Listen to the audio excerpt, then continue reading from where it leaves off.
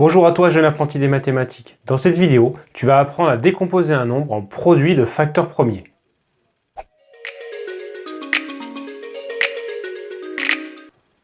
Nous allons décomposer 252 en produit de facteurs premiers. Mais tout d'abord, que signifie cette question? On va le voir sur un exemple et on va décomposer 28 en produit de facteurs premiers. Donc, qu'est-ce qu'un produit? Le produit est toujours lié à la multiplication. Et dans nos tables de multiplication, 28, c'est 4 fois 7. Alors déjà, on a écrit un produit de deux nombres, et ces deux nombres s'appellent des facteurs dans le cas de la multiplication. Maintenant, il faut que ce soit des facteurs de nombres premiers. Alors un nombre premier, c'est un nombre qui est entier, positif, et qui admet exactement deux diviseurs, 1 et lui-même. Voici la liste des nombres premiers qui sont inférieurs à 30, 2, 3, 5, 7, 11, 13, etc. jusqu'à 29. Il y en a encore plein derrière, il y en a même une infinité, mais on va se concentrer sur ces nombres-là. Alors, est-ce que ces deux nombres sont des nombres premiers? 7 est bien dans la liste, il n'est divisible que par 1 et par lui-même 7. Par contre, 2, lui, il n'est pas dans la liste parce qu'il est divisible par 1, il est divisible par 4, mais il est également divisible par 2. Donc, on peut encore le décomposer. 4, c'est 2 fois 2. Et on rajoute le fois 7. Et on a terminé. On a décomposé 28 en produit de facteurs premiers. Voyons ça sur un deuxième exemple, 45. Donc 45, dans nos tables de multiplication, c'est 9 fois 5. Alors, est-ce que 9 et 5 sont des nombres premiers? Alors 5, il apparaît bien dans la liste, c'est un nombre premier. Il est divisible par 1 et par 5. Mais 9, lui, il n'est pas divisible que par 1 et par 9. Il est également divisible par 3. Donc on peut décomposer encore 9. 9, c'est 3 fois 3. Donc 45 s'écrit 3 fois 3 fois 3. C'est la décomposition en produit de facteurs premiers. Cette méthode fonctionne bien sur des petits nombres, mais dès qu'on veut le faire avec des grands nombres, on va essayer d'utiliser une autre méthode. Alors je te propose une technique qui est efficace, quel que soit le nombre dont on veut décomposer. Alors on souhaite décomposer le nombre 252. Alors on va utiliser la liste des nombres premiers qu'on a donné tout à l'heure et on va utiliser les critères de divisibilité. Alors, on fait deux colonnes. Une colonne où on a le nombre dont on veut décomposer et une autre colonne où on va chercher ici tous les diviseurs premiers de 252. Alors, premier nombre premier qu'on connaît, c'est 2. Est-ce que 252 est divisible par 2? Ben oui. 252 est un nombre pair, donc il est divisible par 2. 252 divisé par 2, c'est égal à 126. Et on continue avec 2. Est-ce que 126 est divisible par 2? Oui, c'est un nombre pair. Et 126 divisé par 2, c'est égal à 63. On continue. Est-ce que 63 est divisible par 2? Non, c'est un nombre impair.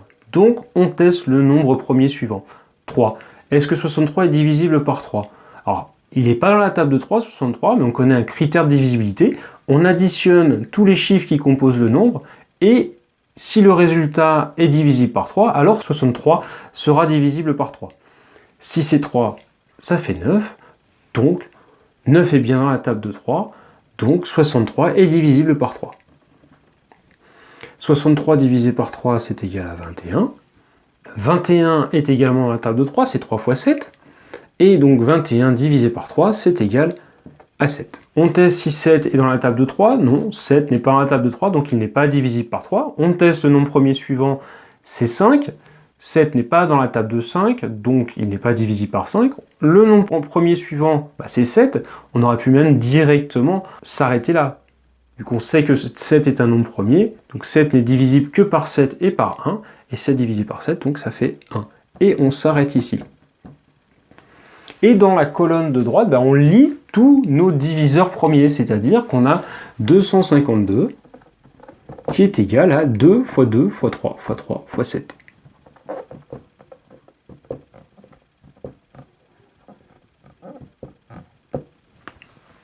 Et on a décomposé 252 en produit de facteurs premiers. 2, 2, 3, 3 et 7 sont bien des nombres premiers. Alors on peut simplifier légèrement l'expression avec la notation de puissance, si tu l'as apprise, ce qui donne 252 est égal à, donc 2 fois 2, c'est 2 au carré, 3 fois 3, c'est 3 au carré, fois 7. Et on a bien décomposé donc 252 en produit de facteurs premiers. Donc j'espère que cette leçon t'a aidé à mieux comprendre comment décomposer un nombre en produit de facteurs premiers. Et pour le vérifier, je te propose 2 exercices.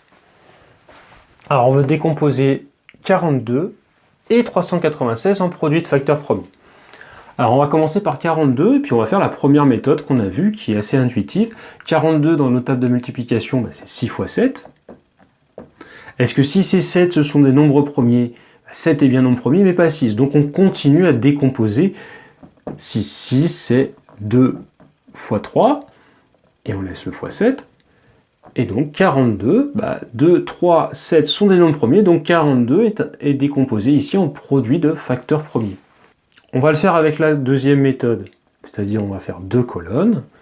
42 est-il divisible par 2? Oui, c'est un nombre pair. 42 divisé par 2, c'est égal à 21. 21 est-il divisible par 2? Non, c'est un nombre impair. On teste le nombre premier suivant, c'est 3. 21 est divisible par 3. Et 21 divisé par 3, ça fait 7. 7 est un nombre premier, donc 7 n'est divisible que par 7 et par 1, et 7 divisé par 7, c'est égal à 1. Nous nous arrêtons là. Et on obtient bien 2 fois 3 fois 7. Exactement la même chose que dans la méthode précédente. Décomposons maintenant 396. Alors là, on va utiliser la deuxième méthode, parce que c'est un grand nombre. On sépare en 2 colonnes. 396 est-il divisible par 2? Oui. 396 divisé par 2, c'est égal à 198. 198 est-il divisible par 2? Oui, parce que c'est un nombre pair. 198 divisé par 2, c'est égal à 99. 99 n'est pas dans la table de 2, il n'est pas divisible par 2 parce que ce n'est pas un nombre pair. Donc on teste le nombre premier suivant, c'est 3. Est-ce que 99 est divisible par 3? Donc on additionne. 9 plus 9, ça fait 18. 18 est bien dans la table de 3, donc 99 est divisible par 3. Et 99 divisé par 3, c'est égal à 33.